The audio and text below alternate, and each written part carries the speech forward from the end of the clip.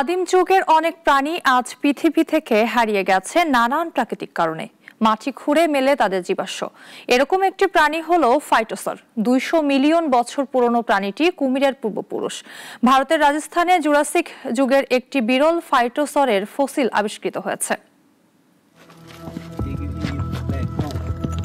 ভারতের রাজস্থানের জয়সলমীরের মেঘা গ্রামে জুরাসিক যুগের ফাইটোসর ফসিল আবিষ্কৃত হয়েছে।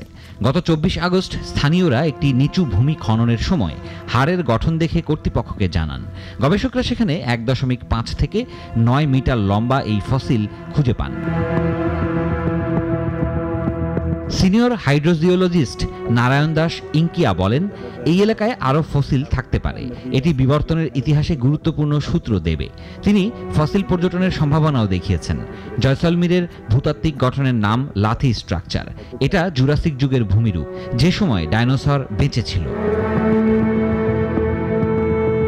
ভূতত্ত্ববিদ সিপি রাজেন্দ্রন বলেন, ফাইটোসর ছিল অর্ধ জলচর প্রাণী, নদী ও তার তীরে বাস করত।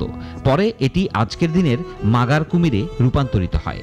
গবেষকরা একটি ফসিলীকৃত ডিমও পেয়েছেন। তারা ধারণা করছেন এটা ফাইটোসরের ডিম।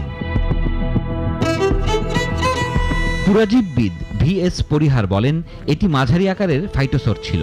নদীর কাছে বসবাস করে মাছ খেয়ে বেঁচে থাকত।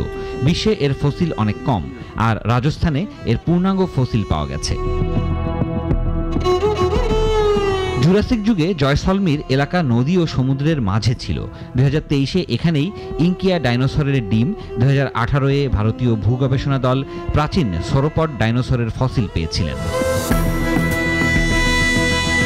সিরাজুম মনির শুভ, নাগরিক।